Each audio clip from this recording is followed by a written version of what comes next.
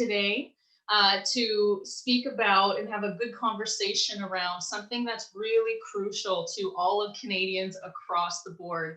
And, from head to toe, mindfulness at home and mindfulness in the workplace has really come to the front line, especially given the current economic situation we find ourselves in. So today we're going to discuss financial wellness in the workplace, and specifically from a lens of how it can help an employer and an organization to boost the bottom line, attract top talent, reward those key employees, as well as from the lens of an employee on how we can help them address certain financial stressors to be able to achieve their goals, which obviously at the end of the day is either going to be perhaps a new purchase or a new addition to the family. Maybe someone's going to graduate and eventually retirement when we leave the workforce. So my name is Chloe Ellis. I work with RBC Royal Bank as a group consultant. And my role specifically is helping companies find their vision and solidify their goal to understand how they can actually achieve some of these factors of retention and boosting productivity. And we'll get into a few examples and stories today around how this is actually factored in on the long run. So why don't we dig in, and welcome to all of our members of the Langley Chamber of Commerce and friends. So I really want to make sure as we go through this presentation that it's as interactive as possible. And I know that perhaps we're a little Zoom meeting fatigued, which I completely appreciate. So what I'd like to invite you to do is, if you do have a question and you don't necessarily want to go off mute today, then please feel free to submit your questions to slido.com using the event code 87542. That's 87542. And for those of you tuning in at a later date, we'll make sure that we keep that question and answer open for a few days, just to make sure we can get you the answers you're looking for. Okay, so let's jump in. So for today's agenda, I really wanted for us to take stock in how Canadians are doing. Is there a stress test? What does that look like yesterday? What does that look like tomorrow, and potentially down the road for our businesses and our employees? Then we want to take a look at what are some of the woes that our employees and companies are facing in the workplace. And we'll be able to identify and implement improvements based on some tried and true programs. The next step we want to do is take it beyond education in the workplace. We want to be able to make sure that the programs that are in place are really there to specifically address the company's goals as well as the employees' goals. And we want to drive through that financial education to provide financial advice, support, and obviously everybody likes a few rewards as well. So making sure that we can align those with our needs. Next, we want to go through what are some of the lessons we've learned during this challenging time. We know that obviously the pandemic has really put a tailspin on many factors of our economy. And there's also been the aging population and how baby boomers and all of those wonderful individuals exiting the workforce are going to have potentially a financial impact on the younger generations. And then we're going to top it all off by putting it into perspective.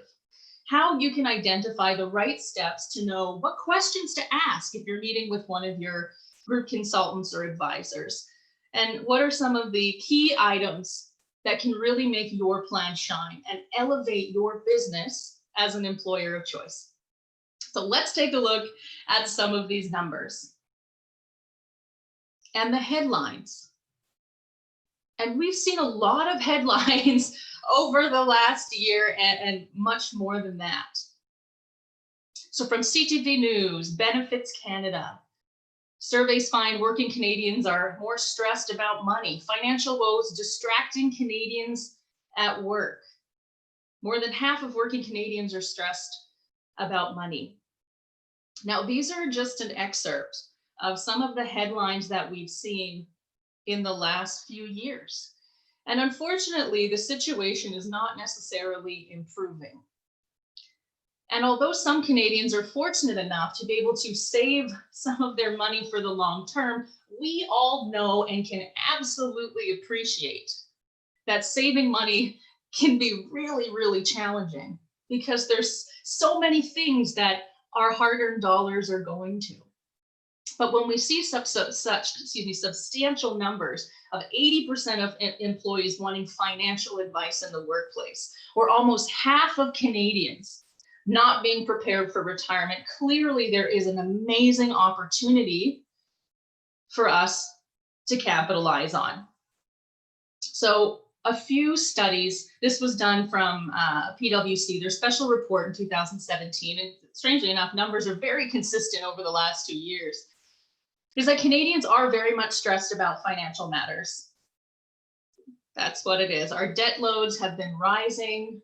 Although cost of borrowing potentially has gone down, people have been spending more and have been unable to actually match those debt payments. So they're bringing that stress from their home life, from their finances into the workplace. And it is causing some stress as well. We were just hearing on the news today that with a lot of the young children being at home, either doing the homeschooling or the online comprehensive programs, that as a parent, it can be extremely challenging to be a full-time teacher, a full-time employee, and trying to meld that all together. So the entire environment right now is almost like a perfect storm for financial stress and has been for quite some time. So here are just some high-level statistics. Now, this is from the Canadian Payroll Association, their 2019 report, so it's pretty recent. And it says that over 74% have saved less than a quarter of what you would need for retirement. These are staggering figures. I just want to let that sink in a little bit. That's a substantial number of Canadians who clearly feel that they are not prepared for a life milestone. And we've seen a lot of Canadians, and we've heard a lot of stories about individuals having to work through what would be considered a normal retirement age of 65. And from an employer perspective, of course, we want to be able to support our amazing employees who have been with us for a very long time. Let's say 30 years of tenure with the company. But perhaps that employee is not able to perform at the level that they did 10 years ago. And now we're seeing that these are done as performance dismissals instead of having that employee go through what was a fantastic milestone of retirement. So how can we as employers and as employees help address some of these staggering figures? Well, employees have told us what they want, and there's a resounding message that says the number one place they would like to receive some help or financial advice is going to be during working hours. And I'm sure we can all understand at least the top 3 reasons why. 1, obviously it's on paid time. 2, it's because they're already focused on work. They've already delineated time away from their home life to be able to come and do this. And 3, not having to necessarily go into a bank or a credit union is a pretty attractive concept for a lot of Canadians and British Columbians. So a few more statistics here. I'm not trying to overwhelm you whatsoever, just really want to paint the picture and the narrative here. And this one specifically has a very substantial impact on companies' bottom line. It was the CRA, actually, the Canadian Payroll Association, that said, on average, a worker is spending at least an hour a day experiencing some kind of financial stress. Now, what that's actually monetarily costing an employer is roughly $1,000 a year per employee in lost productivity. That could include errors on the job. That could just include other mistakes that you would find. So let's say you had 50 employees and at least $1,000 per year through no necessary fault of their own. These are just things that we experience because we're human. So would you rather take that $50,000 and put it towards something else than have that just in lost productivity? So although that may not be the standard for every single organization, we do know that there is a substantial monetary impact if some of these stressors are not dealt with. So one of the things that is really crucial when you're looking or starting to have that discovery conversation around, well, what is an employee wellness program? Is it something I can afford? What are some of the things I should be looking at? So one of the biggest pieces is the financial upskilling, education, and advice piece. There are many statistics that are out there that show the value and demonstrate the value of an individual working with an advisor.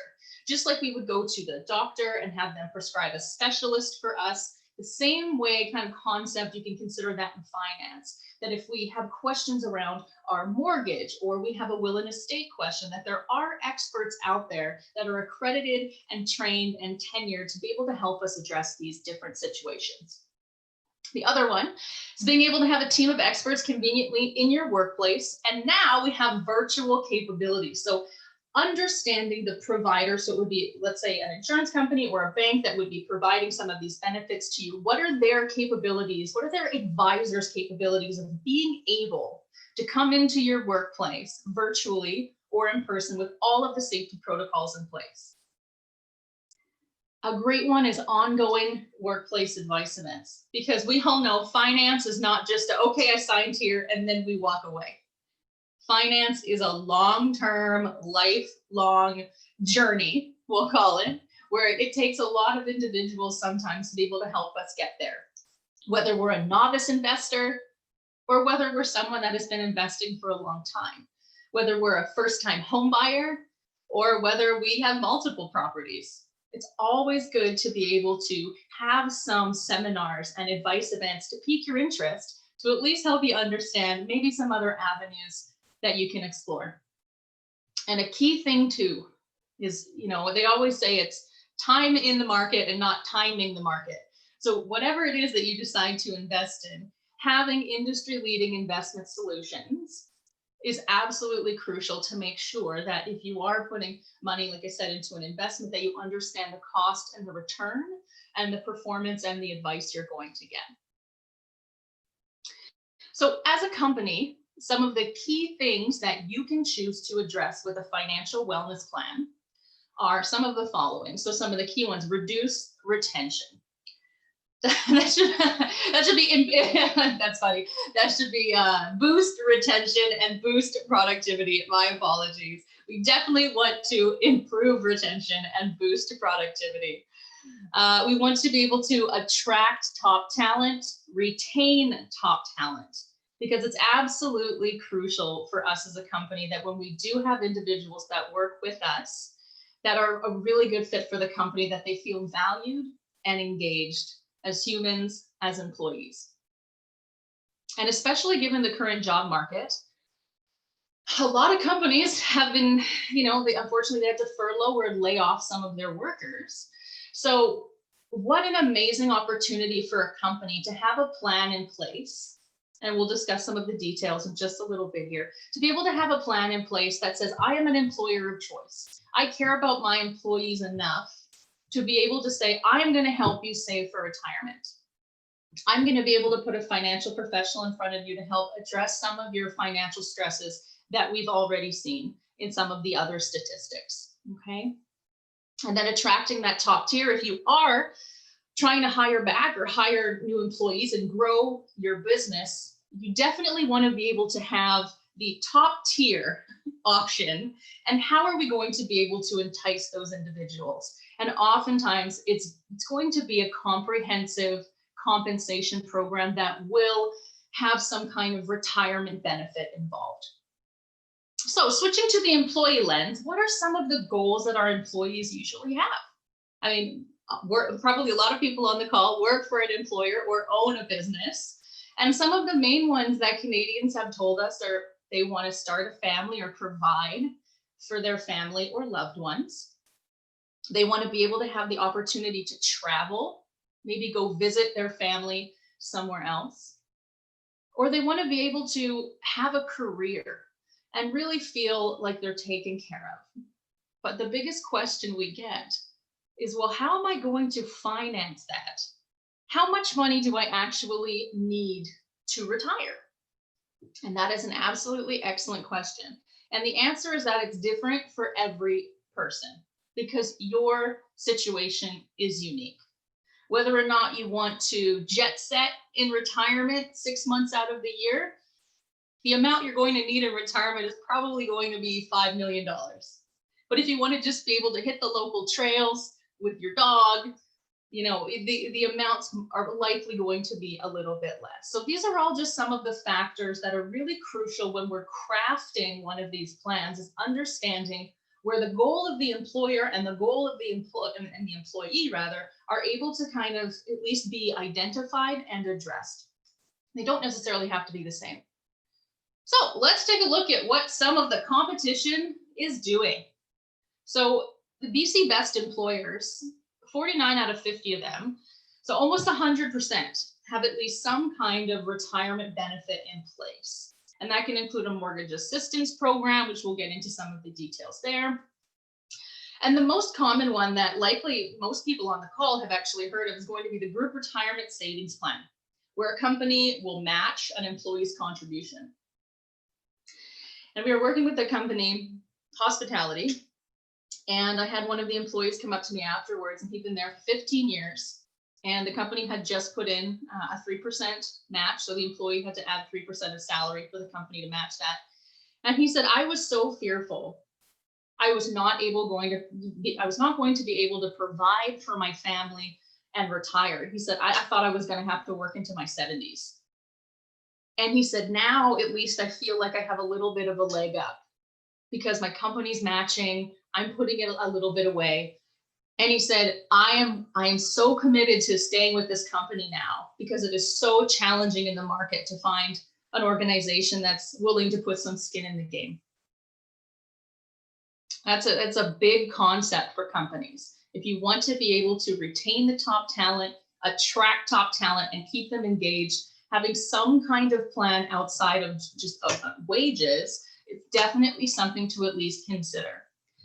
Being a business owner, as I'm sure many of you are, it's crucial that we always want to be able to make a conscious decision with the best and up-to-date information that's available to us. So I challenge all of you who have not had this conversation around employee retirement benefits to definitely reach out to an advisor, reach out to experts like myself, and we can at least go through some of these aspects to see if and when it's a right time and really what a plan might look like.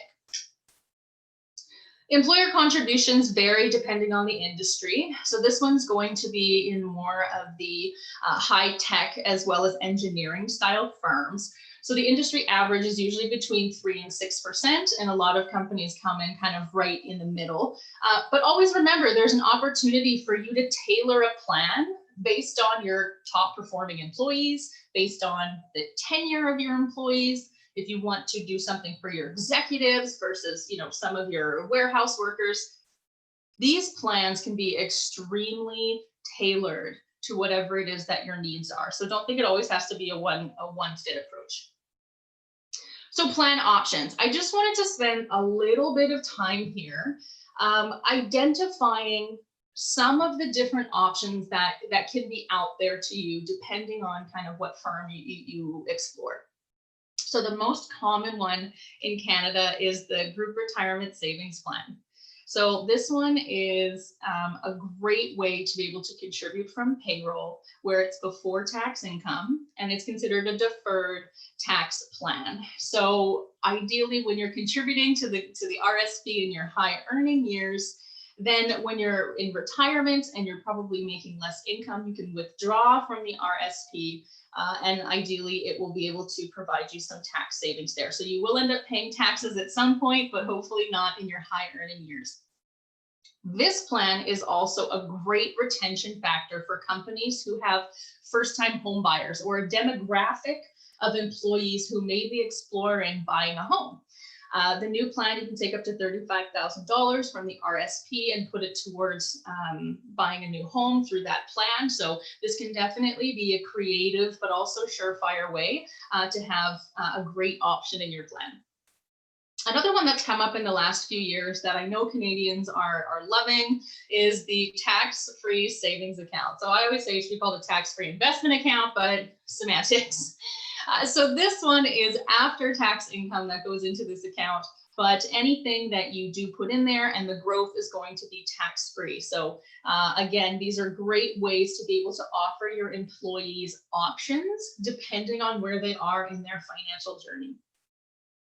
For those employees that may be nearing retirement, and maybe they've maxed out their RSPs and their tax-free savings account, there is a group investment account that they can use too. So there are other tax considerations in there. A very common one that's come up is a deferred profit sharing plan. And in BC, we definitely see quite a few of these.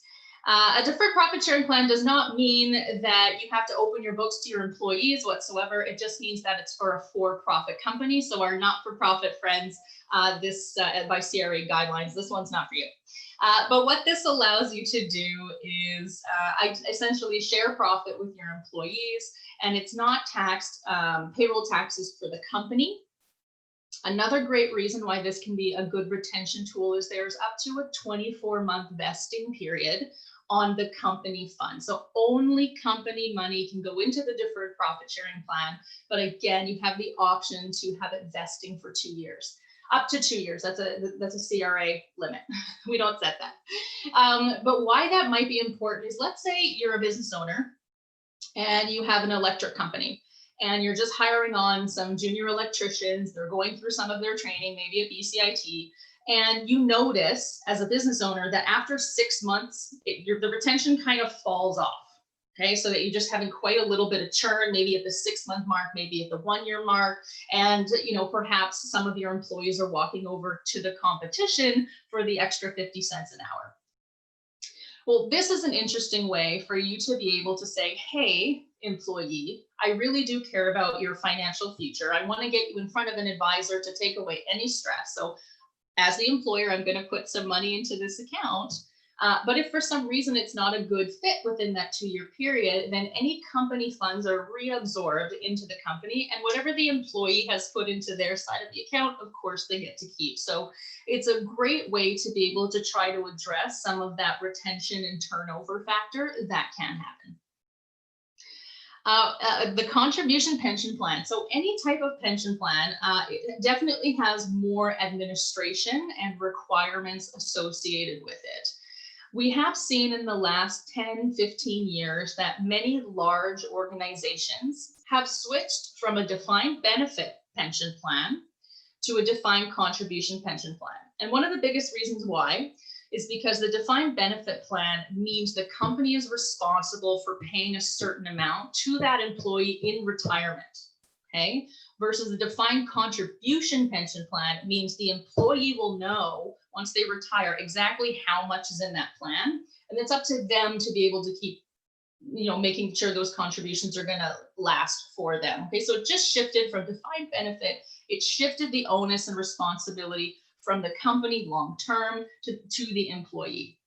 It still provides an excellent avenue, depending on your situation, for a very comprehensive plan. So if you find that you're a larger organization, very structured, probably have some employee advisory committees that are happening, then this might be an interesting opportunity for you to explore. And a really neat one that doesn't come up too often, but I really thought that we should put it in here just to round out a lot of the offerings here, is a mortgage assistance program. Now, this can be a great way for the company to entice people that work in the Vancouver area, or as well as those that tend to have employees that are living in either a high cost of living area, which right now feels like everywhere in BC, right? So what this allows the company to do is pay a percentage of the actual employee's mortgage. So what that would feel like is, let's say the employee had a $1,500 mortgage and the benefit was $200 a month, then that would come right off the top for the employee, and the employee would only pay the $1,300. So again, there's so many different areas of opportunity to be able to help you address what your goal is. And again, I just want to link it back to attracting that top talent, retaining that top talent. Those are absolutely crucial in this market. So these are just some areas of opportunity for you. One of the questions I usually get is, well, why would it make more sense for a company to offer a plan when their employees might already have an existing RSP with their financial institution or credit union? And it really comes down to the tax savings and the ease and convenience of kind of a set it and forget it strategy of it just coming off of your paycheck. So here we have one example kind of split into two.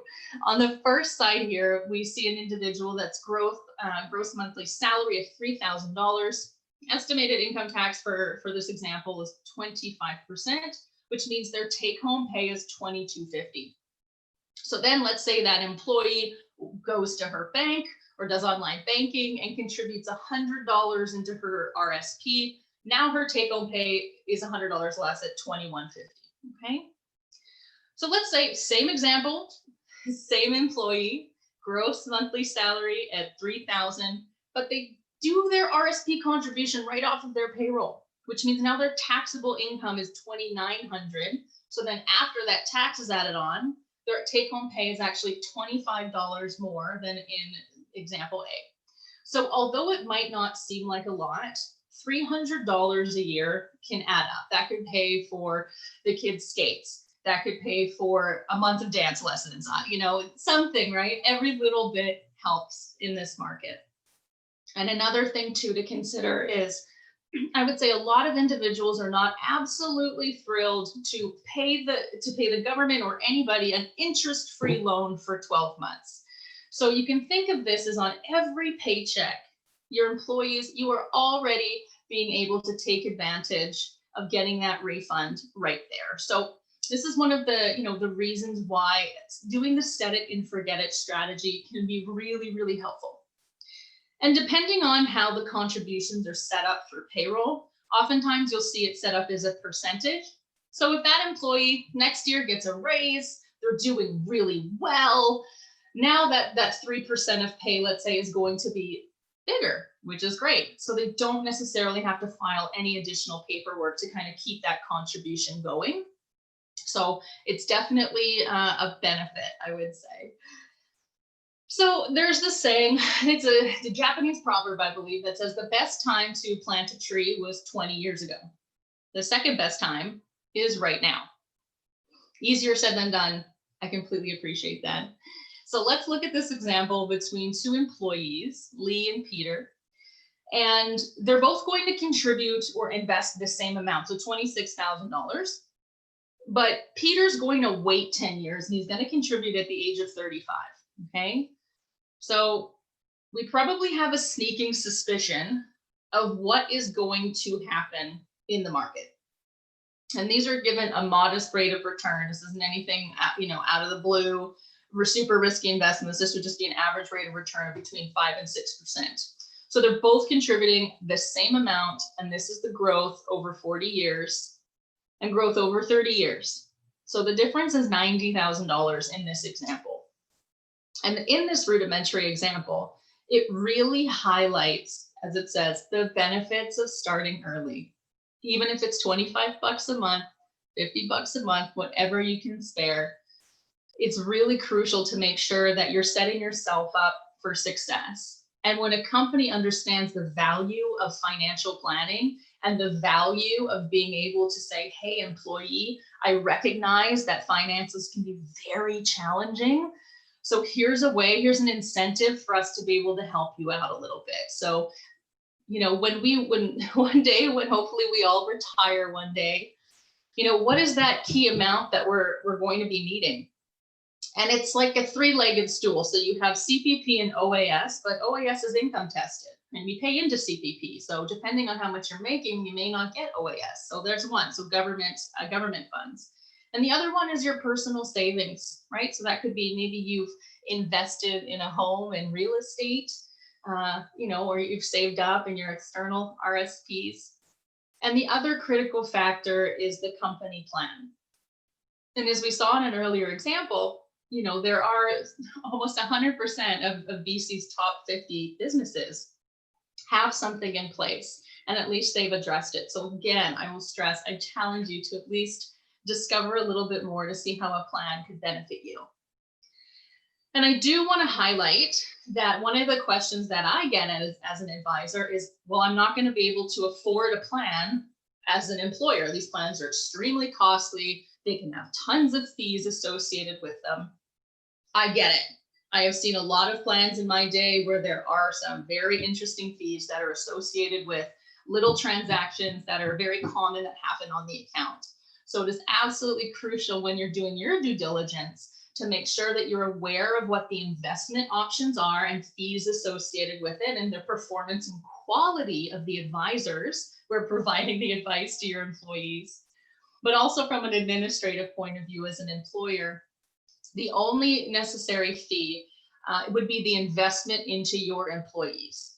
Okay, so if you have 50 employees and you have a budget of $50,000 for a plan, that's absolutely reasonable in today's market. Okay, again, we can really tailor a plan to meet your needs and your budget. So please don't think right off the bat that these are going to be hundreds of thousands of dollars. Sometimes plans can get that much because that's what the company needs. They're growing, they've got cash in the bank, great.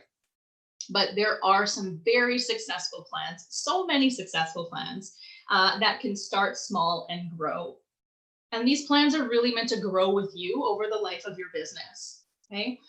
Given the current economic situation, the pandemic situation, a lot of businesses have been struggling.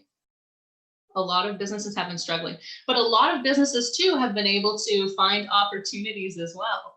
So there are certain plan types that are able to work with you during the ebbs and flows of profit. And your advisor should always be there hand in hand with you to be able to at least coach you through some of these challenges, because the industry has seen some of these challenges before to some extent. So having that confidence in your advisor and in the institution that you choose to administer your plan is absolutely crucial.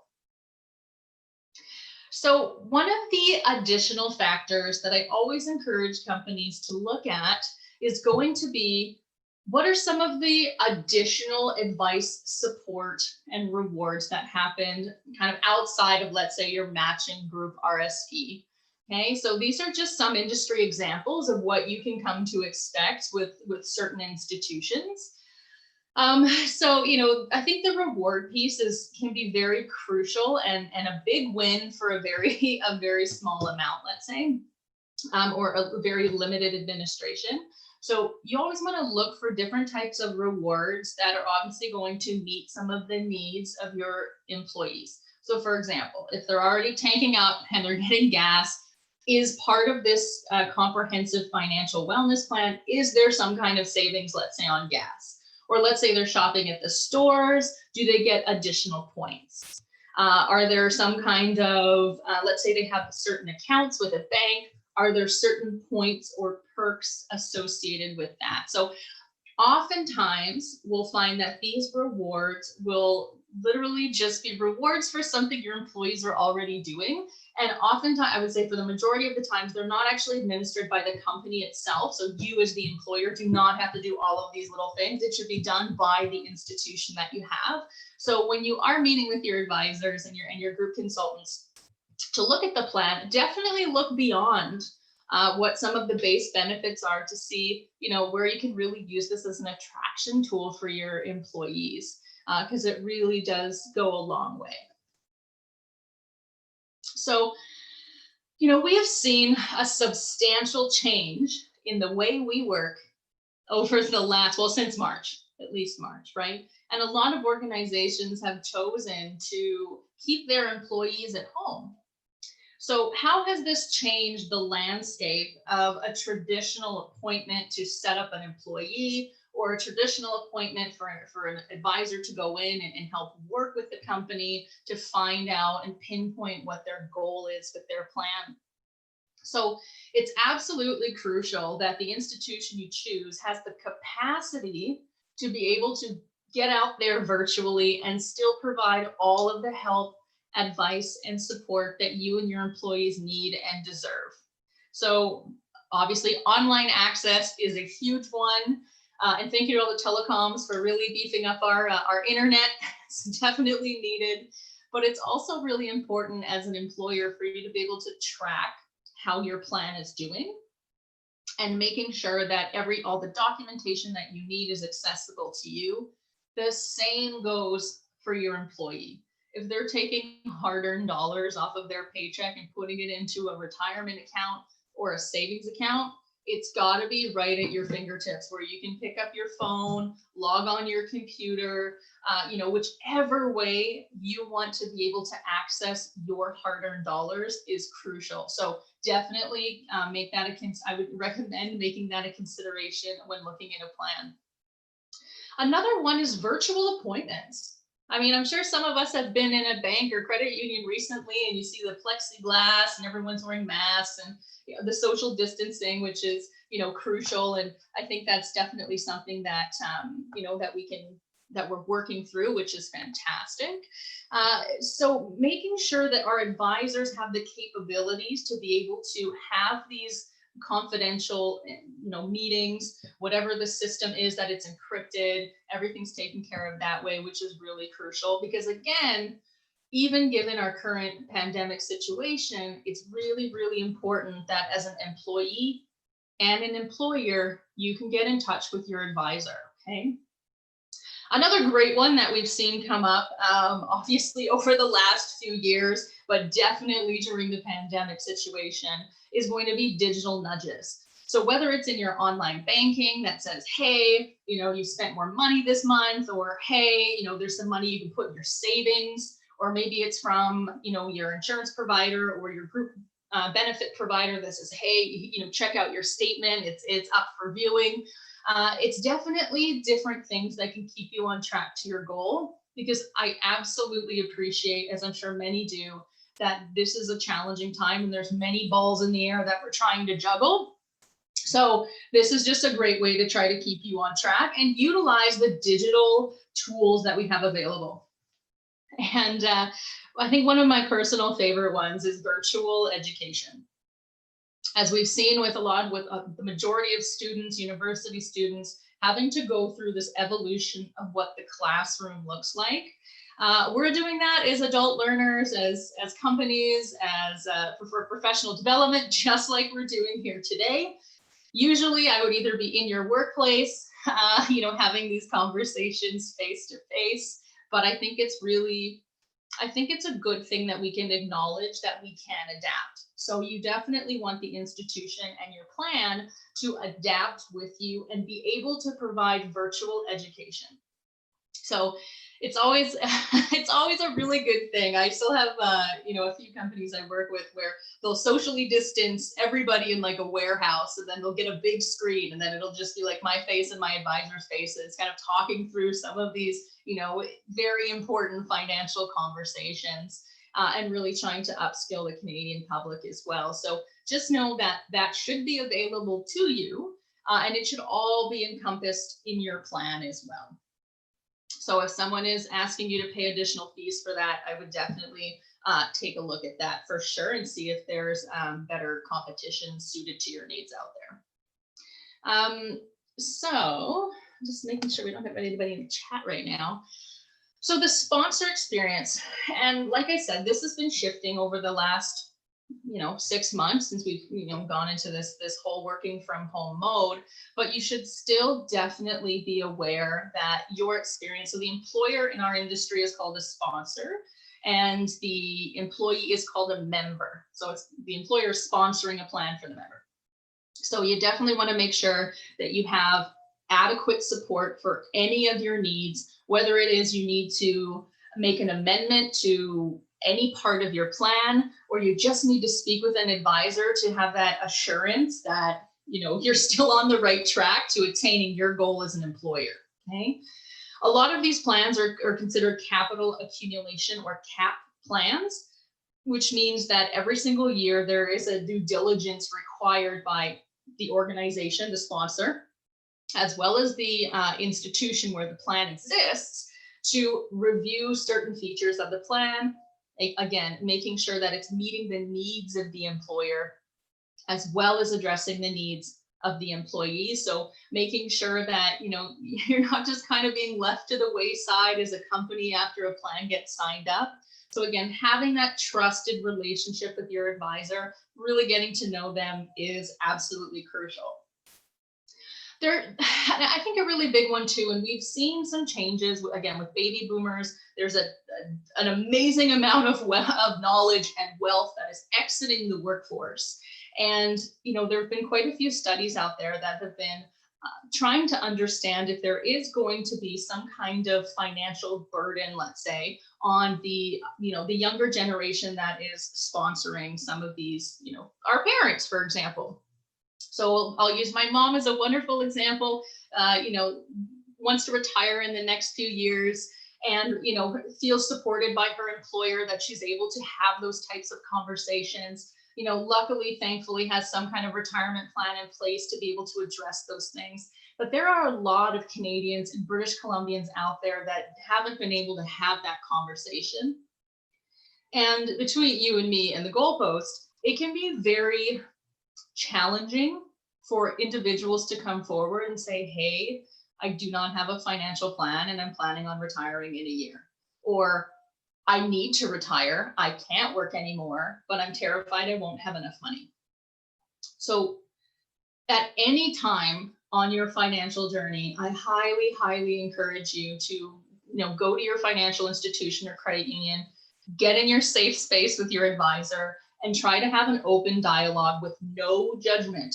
This is just a planning thing, okay? To be able to help you identify opportunities, avoid different pitfalls, because ideally one day we all do want to retire. And whether it's at 85 or 45 or there in between or beyond, unless we know exactly where it is we're trying to get to, it's really hard for us to paint a map to get there. So even if your endpoint is adjusted over time, if that goal line moves a little bit, depending on what's going on in your life and in your financial situation, it's definitely something to consider. Another factor that we've been seeing is the transition of wealth. So an intergenerational transition of wealth. Usually when there's will and estate planning, or there's an inheritance that's going to be happening. So that's always going to be a factor as well, to try to work into your financial plan. And there are many statistics out there that show that a lot of Canadians are putting their faith on their retirement plan by winning the lottery. I would say if that happens to be you or someone you know, definitely reach out to a financial advisor to have a conversation. Because again, if we don't know exactly what it is we're planning towards, we want to be able to make it as simple as possible, as efficient as possible, as reasonable, as meaningful, all the buzzwords to be able to get you there. Okay, so burying our heads in the sand and not dealing with it is definitely not the best way. But again, best time to plant a tree 20 years ago, second best time is right now. So I'm sure there's lots of advisors that would love to have a chat. So again, coming down to why we do these plans from an employer perspective, it is maintaining a solid workforce base that hopefully feels very engaged and ingrained to achieve the company's objectives, because productivity obviously is key. And I know every business owner out there, if they could, eke an extra 10% productivity out of their employees, they'd probably be thrilled. But there definitely needs to be some kind of guiding principles to address the underlying drive of employees. And a lot of the statistics out there say that Canadians, British Columbians, don't just want a pay increase. They need some guidance, they need some help, they would like some type of savings plan. And again, I think many people that may not be familiar with it yet, or just kind of dipping their toe into the discovery conversation, would be surprised to see in how easy to administer a program can be, but how meaningful long-term it could be. So if you think of yourself as a business owner, and I'm sure just think of that one or two or top tier key employees you can't afford to lose. Let's say that individual makes $100,000 a year, but the competition decided to poach them for an extra 10 grand. So now you're left without that key employee. You have to find somebody else. You have to hire them, train them through onboarding. Maybe you have to put another employee with them until they get up to speed. That's lost productivity. That's lost time of the other employee. The likelihood of that experience costing you more than $100,000 of that person's salary is probably pretty likely. So by trying to address that before it happens, could be by putting a plan like this in place. And again, plans don't have to be very expensive. They just have to work for you. So always keep that in mind, especially if you're in an acquisition phase for talent, or if you just can't afford to lose some of those top people. This is definitely an area of opportunity for you. Okay. So in summation, I really just want to leave two main thoughts with you, because we've covered a lot of content in a short period of time. And I'm so glad you guys are still on board. Thank you for sticking to the end. And then we'll take questions in just a bit, if there are any. So recap and taking the next steps as a business owner or as an employee. Understanding the need and want for financial wellness in the workplace is a given, okay? An absolute given. When we work with employers who are able to name their employees, I mean, that always, man, that makes me feel good as an advisor, because you're like, that person really cares about their employees as people, okay? And the better we treat our employees, the happier they are, usually the harder they work, and it becomes this big cyclical thing where it ends up, where the company has to pay less money and they boost productivity. So just know that you as an employer can put that wheel in motion, but you as an employee can also put that wheel in motion. So if you are interested in group benefits at work, if you are interested in financial wellness in the workplace, if you have a good relationship with your boss, if you're on a client, an employee advisory committee, absolutely, these are some things that could be brought forward in a very healthy discussion around what's going to be best overall for the company and the employee. The second piece I want to leave you with is working with a trusted professional to find the right plan to meet your goals as an organization. So again, whether that's retention or attraction of new employees, of getting that top talent, whether or not you just want to reward some of those incredible key people. I'm sure you're thinking of at least a couple right now, that you just can't afford to lose. This is at least a way to, again, make a conscious decision based on all of the good industry information that's out there, so that you can sleep better at night as an employer and as an employee. So when we take at least one step forward on the journey to our financial wellness, it's going to be a lifetime of potential success.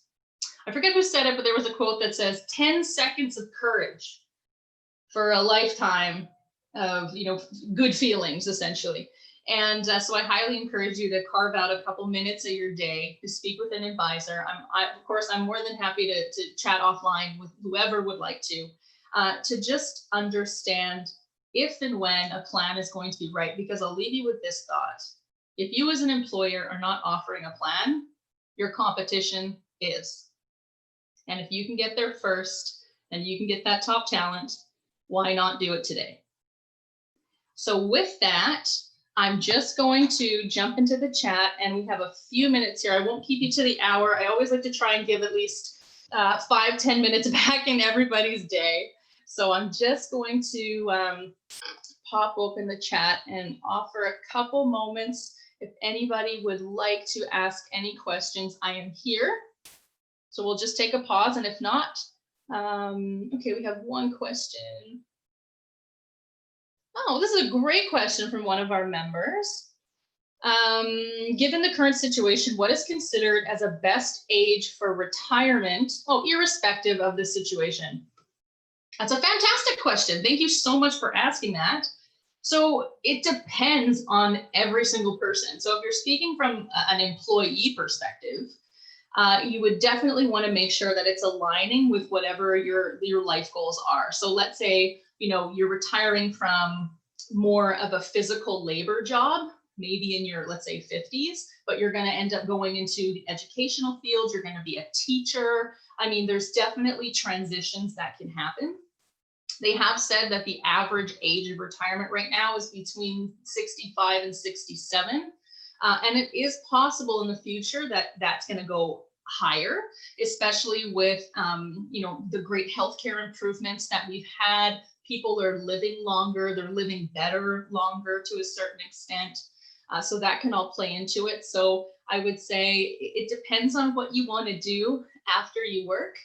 And if you can find another hobby and that's going to be, you know, your next step on your life journey, then definitely you can set an actual date and then work towards that. So most people tend to retire between 55 and 65 still. So on the flip side, if you're an employer and you're like, oh, what age should I be expecting my employees to retire? If you do not have a financial wellness plan in place, who knows? They might be working for you until they're dismissed based on performance issues, right? Which we've seen happen more and more. If they do have some kind of retirement savings in place through the company and access to an advisor, what that means is that employee has been in relatively consistent contact with a financial professional to help guide them to when they need to retire or what their next life goal is. So as an employer, it's more likely that an employee will make you aware of when they want to retire if they have a little bit of a leg up financially. So again, in a nutshell, it really depends on the individual situation. And there's currently no mandatory mandated retirement age. So theoretically, it could be whenever you really feel like it. So excellent question. Thank you so much for asking that. So I'll just take another pause. If anybody does have any questions, please feel free to write it in the chat. We'll also keep the Slido open, which again is 87542. That's 87542, and that's at slido.com. And you can always go and answer and submit your question there, and I'll make sure that we get an answer to you in a timely fashion. So with that, as we're not seeing any other questions come through the chat, I just want to leave my contact details up there for you. If you do have any questions as an employer or as an employee, we are absolutely always willing to have a conversation just to explore what your options are. So with that, I'm Chloe Ellis. It was such a pleasure being with you today. Thank you to the Langley Chamber of Commerce, to Sumner and her fantastic team for hosting us today. And yes, of course, this will be shared through Langley Chamber of Commerce's resources for you to be able to access at a later date. So with that, I will sign off and wish you an absolutely wonderful and healthy rest of your day. Thanks, everyone.